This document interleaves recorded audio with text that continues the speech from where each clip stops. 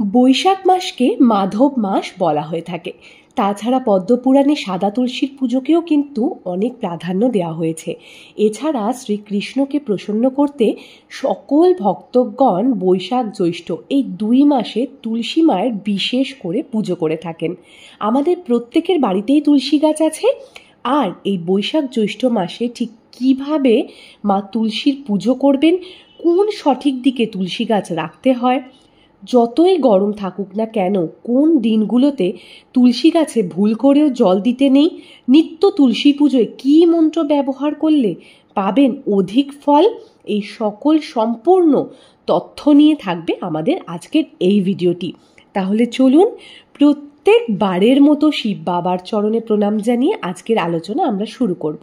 এইরূপ আরও পৌরাণিক তথ্য পেতে আমাদের চ্যানেলটিকে সাবস্ক্রাইব করুন আর পাশে থাকা বেল আইকনটি প্রেস করতে ভুলবেন না। সমস্ত উদ্ভিদের মধ্যে সবচেয়ে পূজনীয় আমাদের সকলের প্রিয় হলো তুলসী গাছ।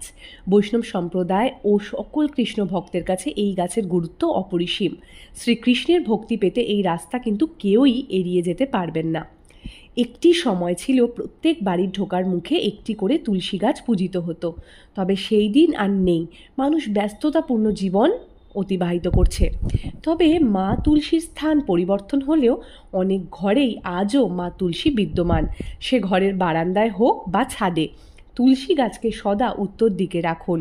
বৈশাখ ও জ্যৈষ্ঠ মাসে বৃহস্পতিবার অথবা শুক্রবার কাঁচা দুধ অর্পণ করুন তুলসী মাকে। এতে করে শ্রীকৃষ্ণ অত্যন্ত প্রসন্ন হন ও সকল ভক্তের দুঃখ দারিদ্রতা থেকে মুক্তি দেন।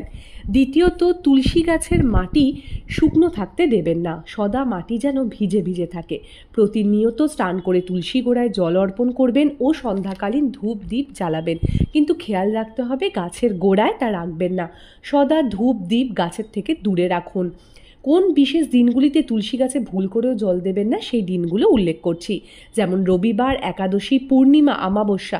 এই দিনগুলো তুলসী গাছে জল দিতে এড়িয়ে চলবেন। আপনি যে তুলসী মাকে নিত্য পুজো করেন তার পাতা আপনি কৃষ্ণ পুজোয় ব্যবহার করতে পারবেন না। বৈশাখ মাস পড়লেই আমরা যেমন শিবের ওপর জলধারা বসাই, সেইরূপ মা তুলসীর ওপর ব্যবস্থা করা যেতে পারে।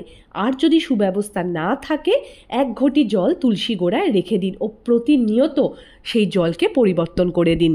তুলসী গাছের গোড়ায় জল দেবার সময় যে মন্ত্রটি অবশ্যই পাঠ করবেন, যাতে করে কৃষ্ণ ভক্তিতে এগাতে পারেন, মা তুলসী মায়ের আশীর্বাদ পেতে পারেন, তা হলো তুলসী তুলসী নারায়ণ, তুলসী তুমি বৃন্দাবন, তব শিরে ঢালি জল, পাই যেন তব স্থল। এই মন্ত্র বলে মা তুলসীকে জল অর্পণ করুন। বৈশাখ জ্যৈষ্ঠ মাস ছাড়া সারা বছরই মা তুলসী মাকে এইভাবে পুজো দেওয়া যেতে পারে। এছাড়া সিঁদুরের টিপ, হলুদের টিপ তুলসী গাছে লাগাতে পারেন, সেভায় জল ও আপনার মনের মতো ভোগ অর্পণ করতে পারেন। আজকের ভিডিও এখানেই শেষ করছি। ভিডিওটি কেমন লাগলো কমেন্ট করে জানাতে ভুলবেন না। এইরূপ আরও পৌরাণিক তথ্য পেতে চ্যানেলটিকে সাবস্ক্রাইব করবেন, চ্যানেলটিকে লাইক করবেন, শেয়ার করবেন ভিডিওটিকে, আর বলতে ভুলবেন না হর হর মহাদেব, ওম নমঃ শিবায়।